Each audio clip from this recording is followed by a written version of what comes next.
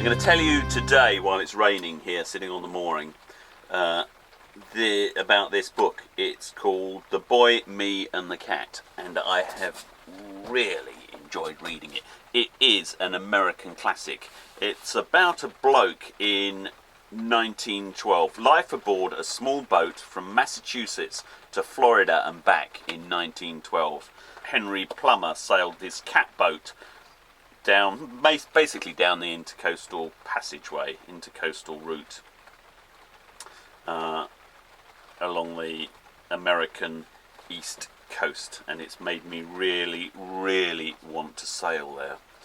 When you start reading the book, it is a bit dry, but eventually his dry humour starts to come across. But first of all, let me see. It talks about the boat. The mascot is an old-fashioned Cape Cod cat boat, 30 years old.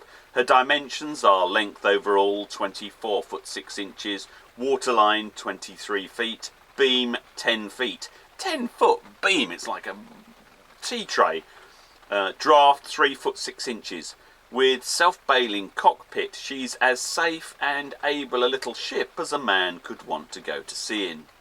Cabin accommodations are comfortably ample for 2 men and include a small shipmate stove near gangway on port side, a well-filled bookcase forward on starboard side, and 2 roomy berths and plenty of storage room. This is really interesting. They took this passage is really illuminating.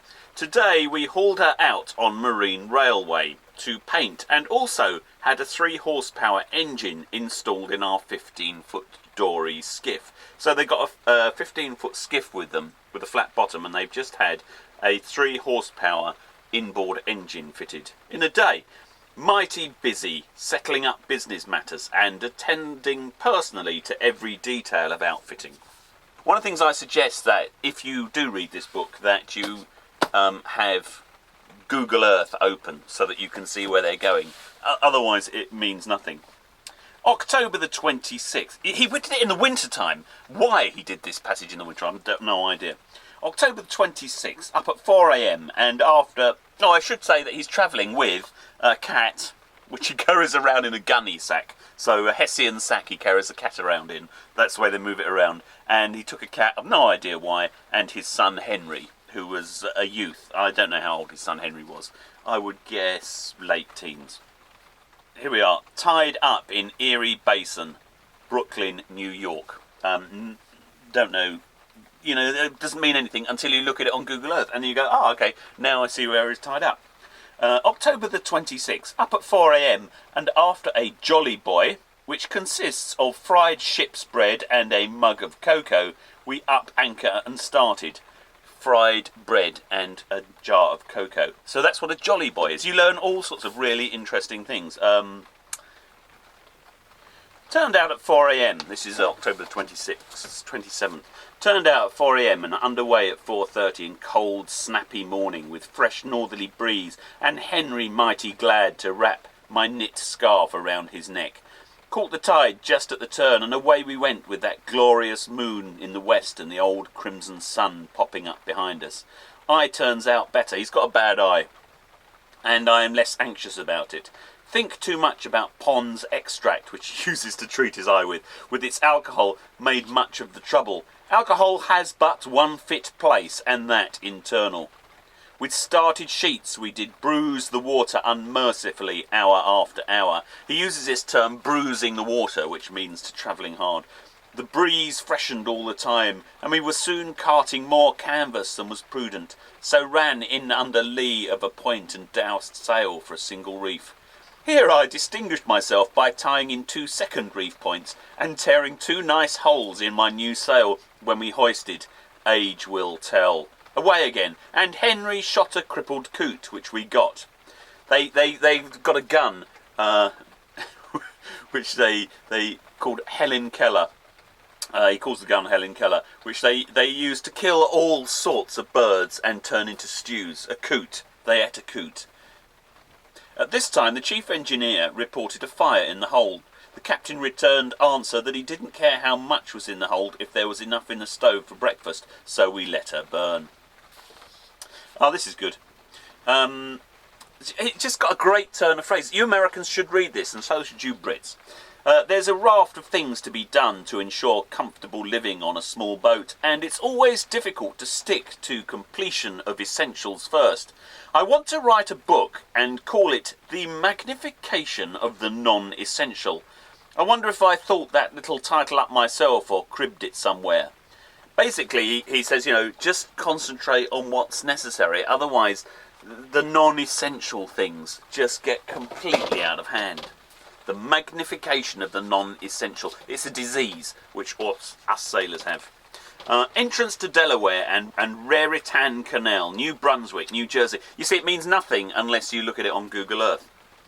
Curious, yes, he gets. We spent the afternoon wandering round the streets of New Brunswick and buying few provisions and getting canal tickets. Curiously, we had to pay more for the launch than for the mascot. So they had to pay more for the tender than they did for the catboat. This because we use her as a towboat. They're going to use the 3 horsepower engine to get them along the quiet bits, and because it's got an engine in it, they had to pay a higher amount of money. Night came still clear and snappy cold. Great turn of phrase. To carry out my plans in regard to showing the cities to Henry, we should have started a month earlier. I can see hurry and rush and cold ahead if we delay. So basically, he's lambasting himself for concentrating on the magnification of the non-essential, and he's put them late, so they're leaving later than they should have done. November the 3rd, come snappy cold. A strong, raw northwest wind made mufflers comfortable. I finished knitting Henry's muffler last night. The boss does a lot of knitting. With Scotty, that's the cat, in my lap playing with needles and yarn. Mighty busy all morning, stripping davits and lashing poles to main boom besides. Filling gunny sacks with dry leaves for fenders in the locks. Good idea. Fill a gunny sack with dry leaves. Curious smelling cabin this morning, and H was for beating the cat at once. I counselled moderation, discovered that Mr. Coot, the one they'd shot a week ago, had decided not to be parboiled anymore. They basically shot this coot and then left it to rot in the bilges of the boat. November the 6th comes beautifully fair, as tide did not serve in the Delaware River until 1 o'clock. We lay in the lock during morning. When it came to locking out, the beasts tacked on another $4, this is in 1912, to our charge because we were a pleasure boat or something. $6.50 for the mascot and the same for the tender. So that was $13, a massive amount of money. Never get to Florida at that expense rate. No wind all afternoon, so we tucked under aft and away we went for a beautiful boat ride. Basically, they put the dory under the aft of the catboat. I think they just tie the bow of the dory to the stern of the catboat, slightly off to one side, and then they run the engine and use the catboat to steer. I've seen it done on the Broads. Night caught us above a big railroad bridge just above Philadelphia. Sometimes I thought the bridge looked high enough to let me under, and sometimes I didn't. The nearer I got, the scaredier I was, so I turned onto East Bank to wait until morning. That's the same thing. Everybody who goes under bridges, it frightens you because you think you're gonna hit the bridge. Did it this week up. Didn't hit the bridge, but I thought I came close, and man, it was close. Lock on the Delaware and Chesapeake Canal. Wind hauled ahead and we had it on end until tide turned, when the breeze slackened and we dropped Yank near Jersey shore and prepared for the first few hours of real loafing we have had since leaving home, and that'll be a month tomorrow. Scotty the cat just dotes on seafowl, so I got Helen Keller, the gun, to whisper once to a hell diver, and he was soon stewing in the pot. We really tried to keep still for a few hours, but there are so many things to do, we managed it badly. The tide served about 3 p.m. and we were away with it. Light breeze ahead, but such a swirling 4-knot tide that we made good headway, and sometime about 8 or 9 o'clock ran into a little hole in the wall behind a breakwater, where after some trouble we found water enough to float us. Wilmington, Delaware was just over in back of a long nearby jetty. And you can look at the map, and you try to guess where they are. We put the launch on ahead and H towed me down the river to Delaware City, which we reached at 9:30, just as tide was setting ahead.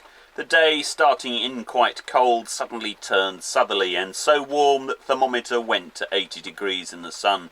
We filled water tanks at dock and then locked into Canal Basin, where we tied up to the side of the main street of the town. Here we found a man and his wife whom we first met in the Raritan Canal. They were bound to Florida in a little 26-foot open launch with canopy top. Heaven, I hope, will help the outfit or wreck them on some friendly shore, for the man had neither charts nor directions and didn't even know the meaning or the use of buoys. We had told him of the rudder's description of route. The rudder is a guide of route, and he was then waiting to receive copies. Little woman was losing courage, and well she might, for in the southeaster a few days ago they'd been soaked through, bedding and all, and the night of the northwest squall they'd spent shivering while tied to a can buoy in the Delaware River, not knowing where they were or what to do. How comfortable our cosy little cabin did seem in comparison. November the 12th. Comes fair and warm, both feeling fine and my eyes all mended up. Off by 9 into the country, now beginning to look a little more southern. More leaves on the trees, the trunks festooned with vines, the canal with its little lakes, and then again its narrow wooded cuts, most beautiful. The warm sunlight flooded all, and the distances were hazy blue and brown. It was a day of days. The bluebird perched on my finger and let me stroke its feathers. I think that's an allegory. And Scotty curled up in my lap, just the nicest, softest bunch of fur. Broiled steak and creamed potatoes for dinner. If I didn't continually prove myself a fool, I would think myself a philosopher, for I seem to come nearer to complete happiness more often than other folks. And all sailors will know that. I've worked hard for it too, in a way, and I believe that I've made such friends with Bluebird that neither poverty, want or woe can drive him far away for long. Oh, it sure was a dandy sail, and when the sun set behind the highlands and the light clouds all turned a gorgeous crimson, we slipped quietly into a little branch and anchored in the deep shadow of the shore and watched a flock of geese wing to the southward. This was what we came for, and it was way up to expectations.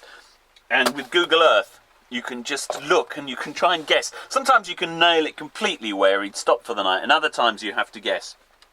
November the 13th.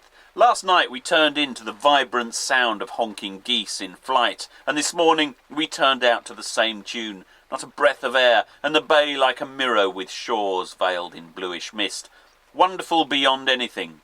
Put the launch astern and we were soon on our way. So straight does she go when we fixed launch just right that we both sat down in the cabin to breakfast and let her go it alone. Ducks by the thousand, geese by the hundreds and hundreds. We chased big, long-necked Canada geese in flocks as if they were puddle ducks. I never expected to see such a sight. They all knew motorboat mighty well, however, and Helen Keller, the .22 rifle with Maxim silencer, whispered in vain. But mighty close by, so they were trying to shoot the geese. It's a sporting proposition to get duck or goose meat with a .22 at 150 or 200 yards, with your boat going 4 knots and distances guessed at. No wind came until afternoon, and we just puffed along while the crew cleaned ship after the dirty canal travel and kept busy in ordinary ship's duties. That's true. The going up river, you do get the boat dirty. November the 15th. Comes with drifting cloud and cold. Raw wind from the west where snow is reported in the mountains. Got underway at once and beat up harbour in smashing breeze to anchorage off Maryland Boat Club. A very Christian place. While I was cooking breakfast, H went ashore for our supplies, and without life preservers, fire extinguisher or whistle in launch, fell right into hands of revenue officer, who said he must report him. What with being caught without sidelights the other night and without launch fixings today, things are beginning to be interesting. We rove, spliced and whipped new gang of rigging this morning, and she looked more shipshape. Must now go ashore for last things, and there's the revenue cutter waiting at wharf. Had launch full of preservers and bric-a-brac, no trouble.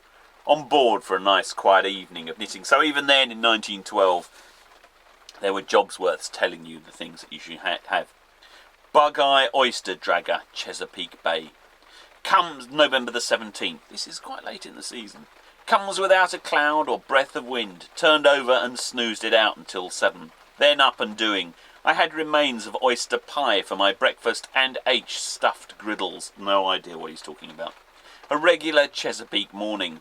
The bay a mirror and dotted with sail of all kinds. We got away with launch astern, but by 10:30 a cold whiffle came down from the north. I love the language. And was soon 8 hands aground, and away to a smashing breeze with whitecaps dancing alongside. We're tearing at it as I write, and yet it seems impossible down here in the cosy little cabin with good fire going, sunlight pouring through the open hatch, and Kitty, who's just eaten and then thrown up the leg of a seafowl asleep in my lap. All the comforts of home in 24 feet 7 inches, don't it beat all? And just as I finished writing the above sizzle, it came butt ends on and then some. We were overblown in no time. So it was bring her to it and reef in a vicious chop of a sea. Put in the best reef yet and in ship-shape style. H is all right. Papa felt so good he tied down the leech, earing himself. Away again in search of palm trees, for this norther is cutting cold. It blew unsteadily, and soon every sail on the bay but ourselves had run for cover in some little hole. We drew out into the broad mouth of the Potomac, and such a hubble-bubble as there was, and the breeze pricking on all the time. Launch, still without cover, began to lap up the water, and was soon shooting from side to side. I dropped my peak to ease things, but couldn't do much. Sea tumbling every which way, and more to come. In the holes we could see whiffon-puffs. Don't know what they are. Laughing. I was below eating dinner when H yelled, "She's gone!" Sure thing. The launch had stripped the big quarter cleat off the deck and was headed to sea far astern. You see, everything's going perfectly, and then it just falls apart. Not in your control. They did recover the launch eventually. The interesting thing is, it's the way that the relationship between the father and the son develops after the efforts of trying to recover the launch. Henry getting so used to these little merry-go-rounds that he don't turn a hair now, while a few weeks ago they made his teeth chatter. He says he didn't know yachting was anything like this, and I tell him it ain't. This is boating, and to get little boats over big distances, you must drive them. Difference between yachting and boating hadn't occurred to me. Also tore out lazy jack boom block, loosened poop deck irons and split one of the boards. H thinks we'd better lay up and repair while there's something left to repair, but they're all non-essentials, and this norther is very much an essential towards making southing. So on we go with halyards flying and no downhaul. Like Jorrocks. He's read Jorrocks. I feel like saying yachting is the sport of kings, the essence of war with all the glory and only 25% of the danger. Says here, same day, old squaw stew for dinner. No idea what that is. Henry had to run from the cabin. First touch of mutiny on board. He allowed he would desert at Norfolk or right then and there if I gave him any more seafowl to eat. Foolish boy, he needs starving. Scotty and I finished the stew. Away past Mobjack Bay, the York River, and as night fell, we beat up into a little hole called Back Bay, and dropped anchor at 5:45, having done 48 knots in the 9 hours run, or 54 land miles. With Norfolk only 18 miles away, I feel as if we had about knocked this stretch to pieces. But what a chance I had at it. Good stuff. You see, you can look up Back Bay and find it. And again, he gets a little bit competitive. Started for Norfolk, only 18 miles away. There's where we just missed it for the wind-hauled east-south-east, and gave it to us right in the eye with a mean, short little hubble-bubble that old Mascot found it particularly hard to negotiate. A miserable little sloop-rigged dugout manned by 3 men, black guys, gave me the beating of my life. She was about 30 feet long and slid through that chop as if greased. I still held to my reef and with launch in tow made slow but mighty comfortable going. Worked the shore down to Old Point Comfort, but taking a strong ebb tide there we had to get whole sail on her and seriously work our passage up Hampton Roads where lay the Cumberland sloop of war. November the 20th to the 26th. At anchor, Norfolk, most of the time put in while running back and forth to our meals ashore, we did finally complete the cover to the launch and get a new quarter cleat bolted on. We were a trifle fine in spots, and I made H spend a day by himself, which did him good. So they started to argue a bit. We passed a day inspecting terminus of Virginia Railroad, and one afternoon we actually loafed an hour or two on board. We met two young fellows who were bound to New Orleans in a 26-foot launch and writing up a story of their trip for publication in The Motor World.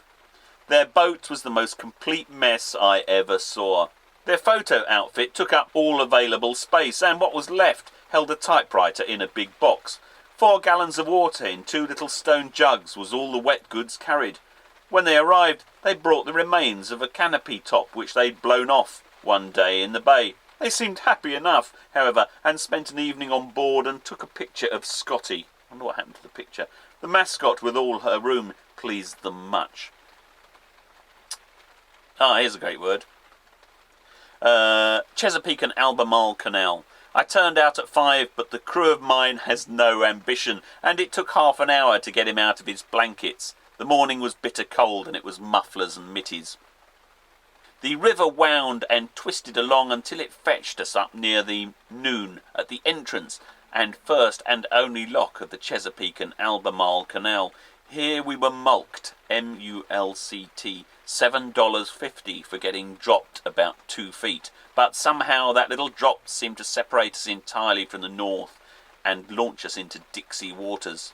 The sun was out bright and warm. The air was a misty blue from the smoke drifting over from big fires in Dismal Swamp.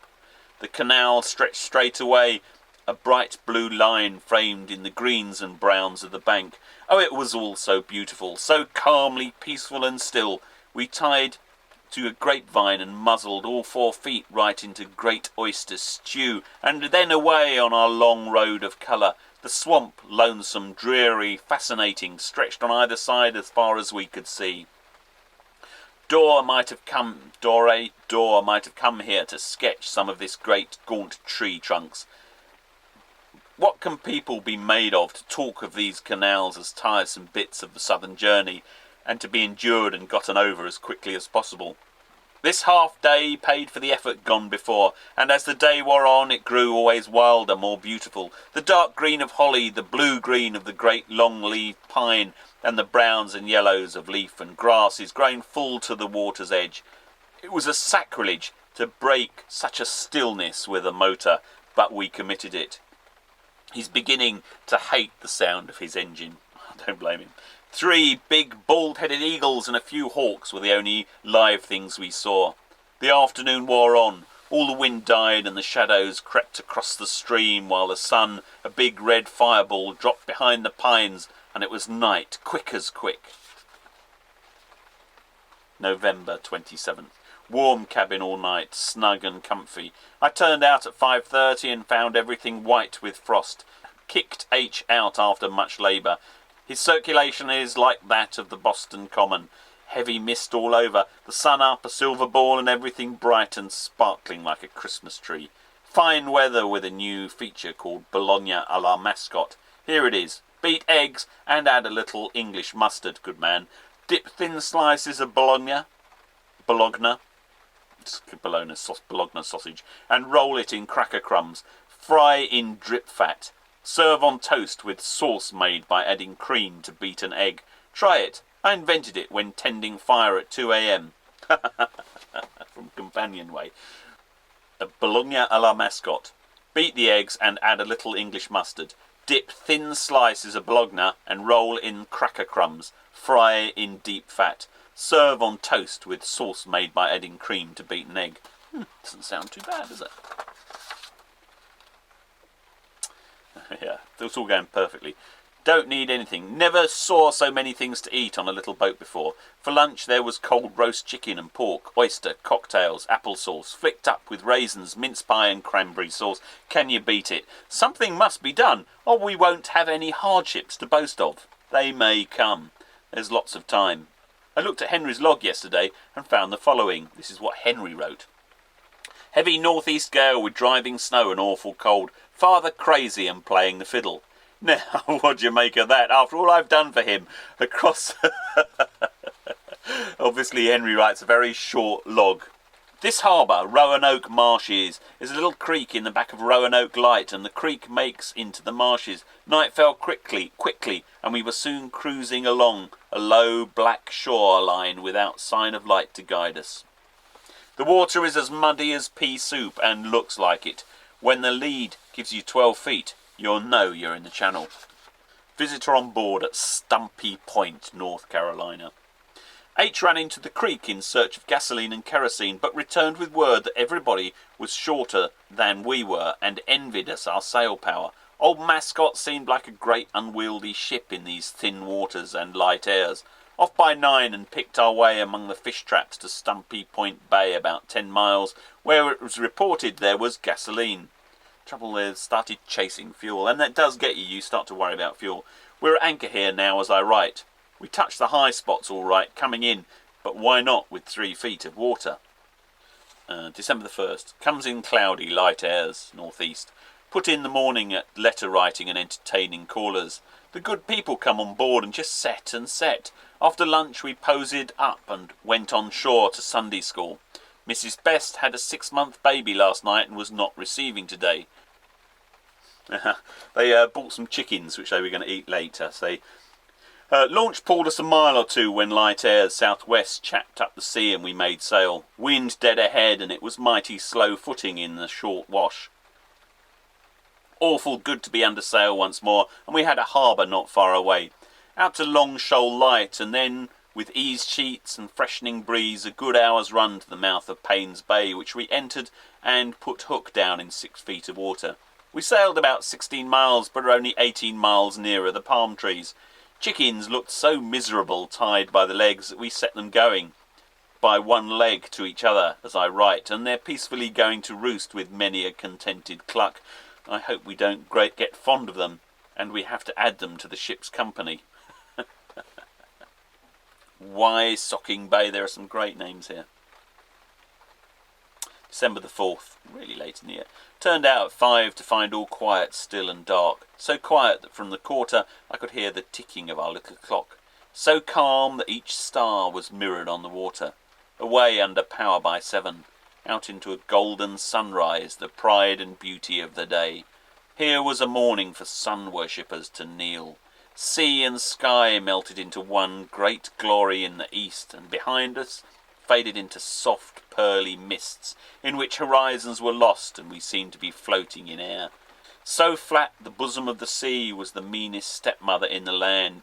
So flat was the bosom of the sea that the meanest stepmother in the land would have been proud to call it hers. The duck feathers floated on the surface as lightly as, well, I can't think just how lightly now, but gosh dinged lightly, gosh dinged lightly. And you do see that. Sometimes you see a feather drifting across the water.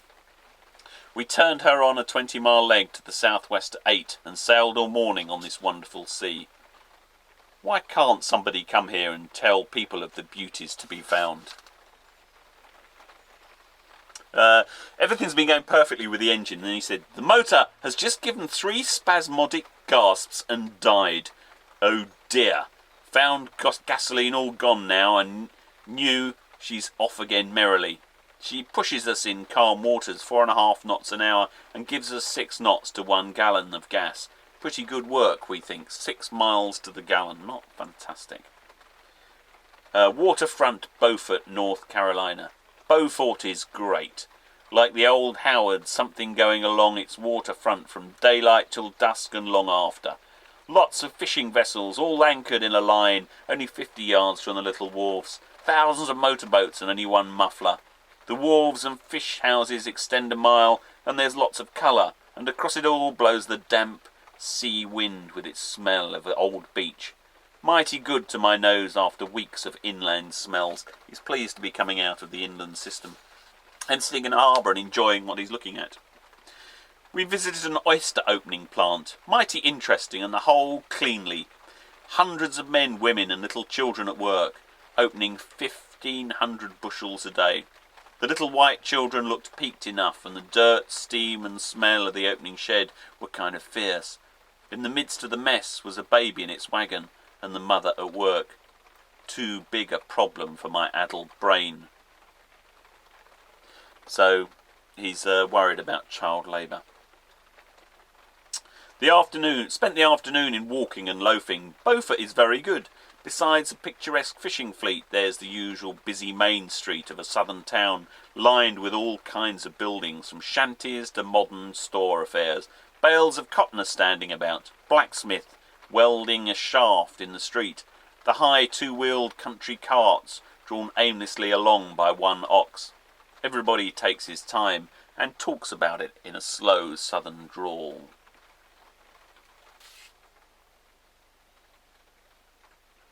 It's interesting, 1912, the engines were really starting to arrive. I mean, he's using an engine as well, so he's a hypocrite just like I am.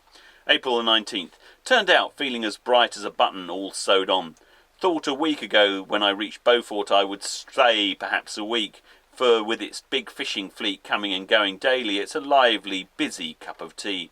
Now that we're here, however, we both find the constant noise of motors so damnable that we want to get straight away back to the sticks where the coons and wildcats a man can get his rest.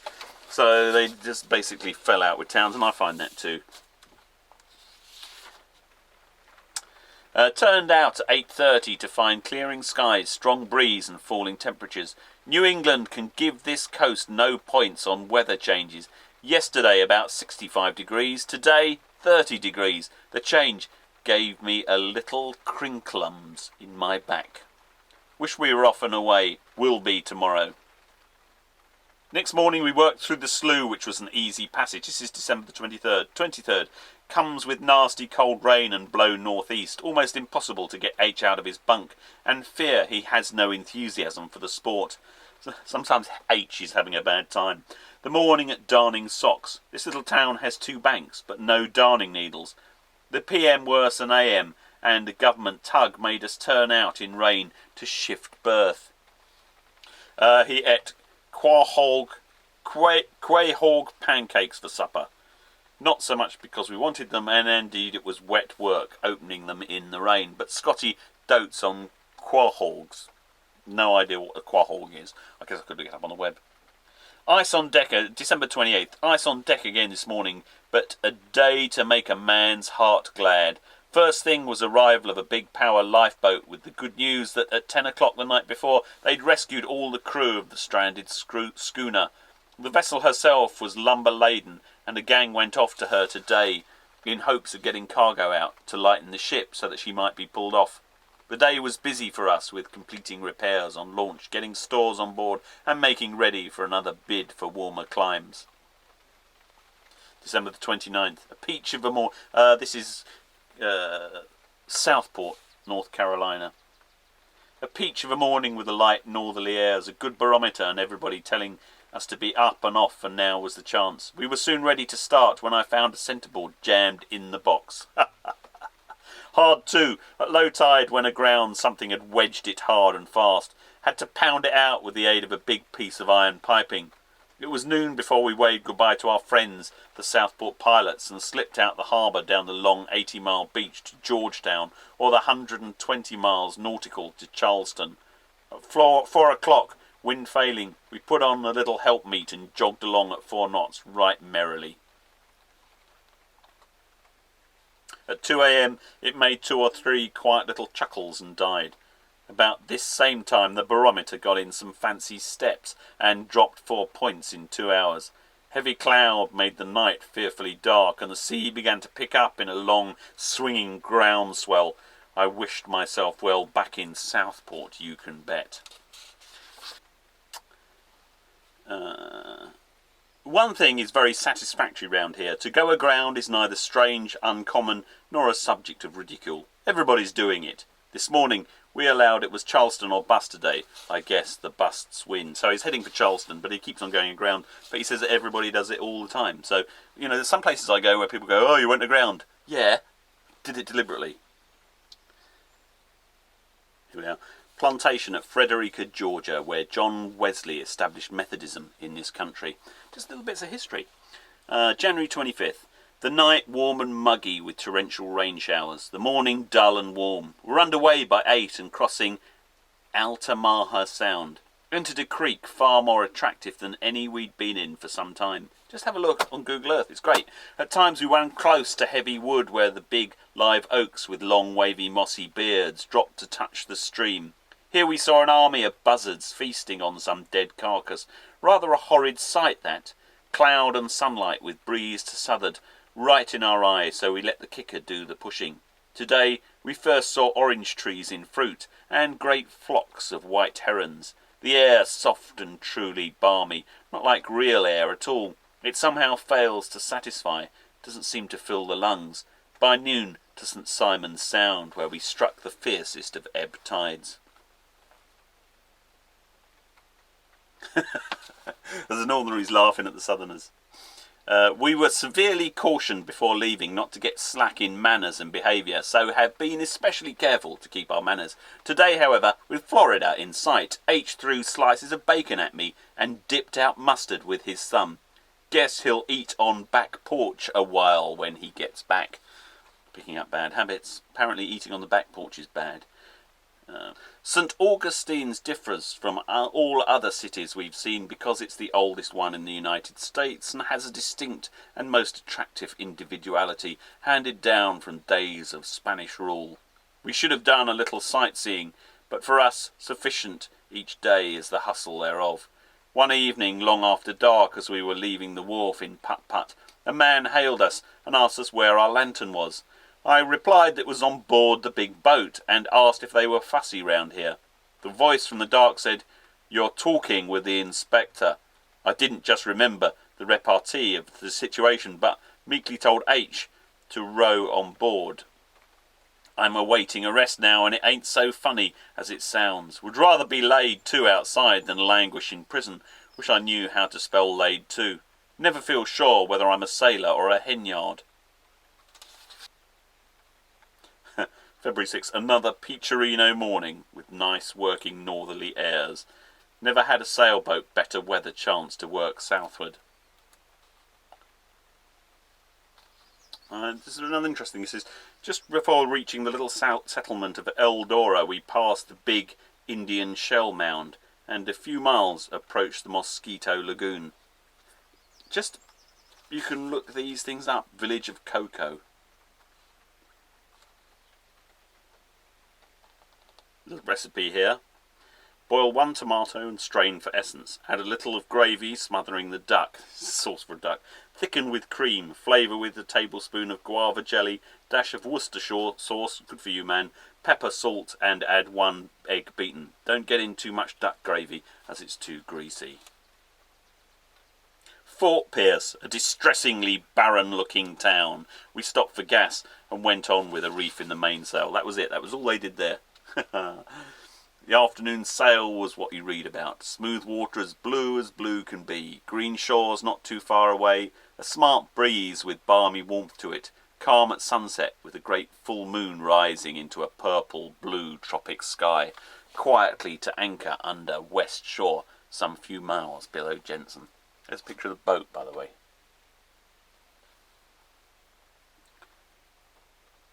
Green in every shade, yellows, browns and reds. The mangroves with their 1,000 roots make a green wall along our way. The water flows in and under for Lord knows how far. I want to write to a man who has put up a for sale sign and ask him whether he sells by the acre or by the gallon. Flowers too, lots of them. Morning glories and all sorts and kinds of colours that I don't know the names of. Passed from the creek out into Lake Worth about 5 p.m. and sailed down towards Palm Beach. I used to have a bike called Palm Beach. Royal Ponciana. Lovely names, lovely names. Ponciana, he said. At 9 p.m. I had a fit of my own, and nothing for it but must doll up, go ashore and see the sights. To the hotel, of course, and there, instead of finding people out enjoying the glory of the beautiful evening, we found them working hard at the dance and at cards. It's all very interesting, and to me novel. I've never seen a crowd of Americans of this stamp at play. The women looked tired and fagged, and the men not much better. There was no light-heartedness anywhere, and the whole thing done as if on the stage. There were several couples who later in the grill room danced the trot for the edification of all hands to the music of a black man's band and singers. I got the impression the girls were professionals and the men working out board and lodging. I learned later that their names appeared in the newspapers as society leaders. I saw only one or two aristocratic-looking women, and the others were not more than one generation from the immigration office. Oh, have your pipe, mate. It'll be many a year before our people learn how to enjoy their leisure time. How easy in this new workshop of ours to make a few dollars, but how hard it seems for people to get any real pleasure in the spending of them when made.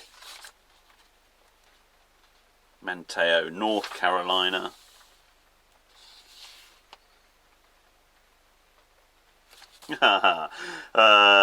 This is Manteo, North Carolina, April the 23rd. We stormed it along all day with short, sharp following sea, which made us give a painter long enough to reach into the next county. They basically had the launch on a long painter. On that she towed like a bird. We passed Stumpy without going in, for a second visit would but spoil our first impressions. Everywhere were the fish traps, and had to keep constant watch not to get inside the outside trap, which is often 3 or 4 miles from shore. These traps add a distinct danger to navigation in these waters. If overblown, you cannot seek shelter in smooth water under a weather shore, and must stay outside and bang away at it. To get mixed up in a set of stakes and a net is a very pernickety proposition. We had to guess the laneway between nets some 3 miles away from the creek, which forms the fisherman's harbour of Roanoke marshes. We bit it right and dropped hook to quiet anchorage in the midst of a busy settlement of tiny fish shanties. So, lobster pots, hate them. Sunday, and no noise of motorboats, for Sunday down here is Sunday in very truth. No mobiles. Nag's Head, North Carolina.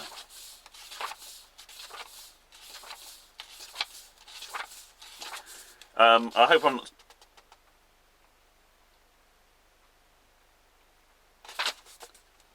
Basically, Americans, you should read this book because it's good. And Brits, well, I think you should read it too. It's good. It's a good sailing narrative. Really enjoyed it. Worth getting.